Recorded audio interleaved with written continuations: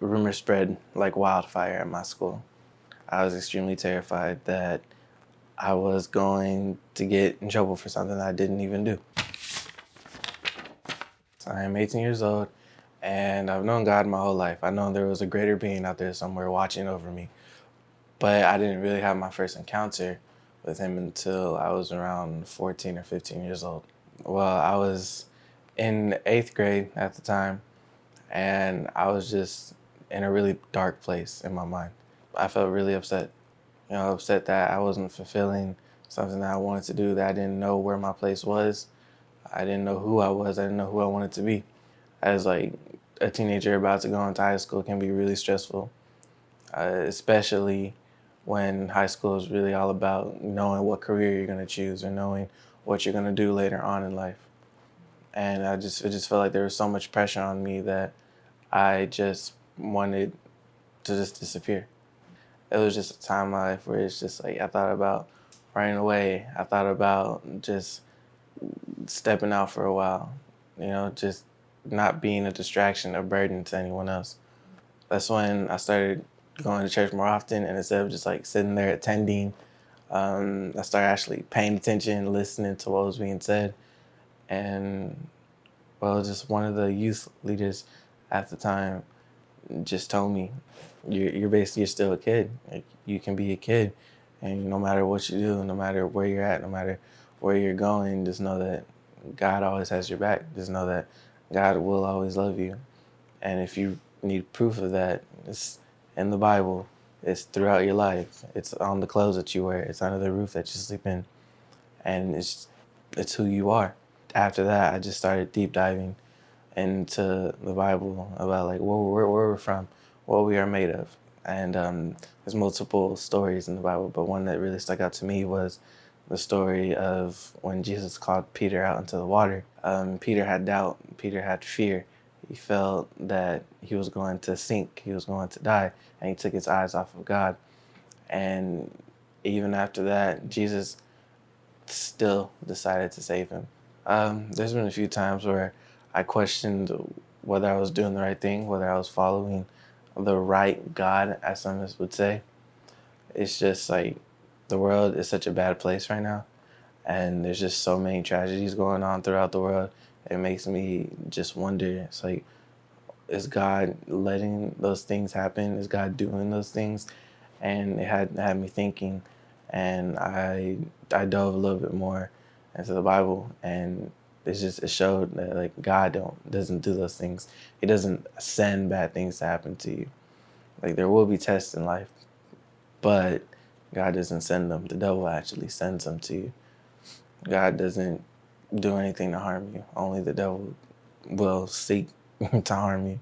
It was around, I want to say, the first semester of my junior year. I was accused of sexually assaulting somebody, which is a very serious accusation. Rumors spread like wildfire at my school. I was terrified. I was extremely terrified that I was going to get in trouble for something I didn't even do, because that happens a lot, unfortunately. I prayed about it. And after I prayed about it, I let God take the wheel. I did what I could. I brought it to the authorities before anyone else could. And I let them know that it is just rumors and that it never did happen. And I guess that kind of made me feel relieved in a way, because they told me that it was very serious, but they also told me that, hey, there's no evidence, there's no proof, they're only just accusations, and we know, since we've seen your behavior, we know that you're not the type of person to do those kind of things, especially in an activity you're very involved in. There's been like quite a few times where my faith has been tested. I was asthmatic growing up. I had really bad asthma.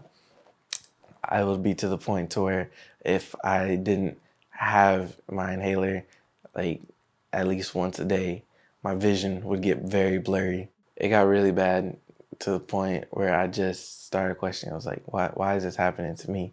Why can't I run like them?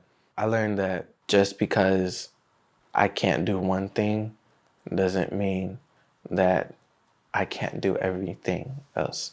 I was looking at all the bad things that was happening instead of looking at, hey, I'm the goalie, I can see the whole field. Or, hey, I'm a natural leader. All these people look to me when the ball is in my hands. All these people are wondering what to do next. I started using my strengths more instead of trying to burden myself with the weaknesses that I had. And that wouldn't have been possible without God telling me that, hey, don't try to hurt yourself. Don't pass out on the field because you're trying to run with everyone else. He was telling me that I'm different, but that doesn't mean I'm bad. That doesn't mean that I'm worse than everyone else. Right now, he's teaching me to be patient. He's teaching me not to rush into life only because I'm about to graduate high school, not to hurry up and try to become an adult, not to go look for a house, look for an apartment, not to go try to pay bills. He's basically teaching me to wait on him and listen to his voice and don't assume what he's saying. Don't assume where he's going to point you, because at the end of the day, he is the light at the end of the tunnel, but he's also the lights within the tunnel as well. And he's trying to make sure you don't get lost in that tunnel. He's trying to make sure that you don't go the wrong path, because he already has a plan for you.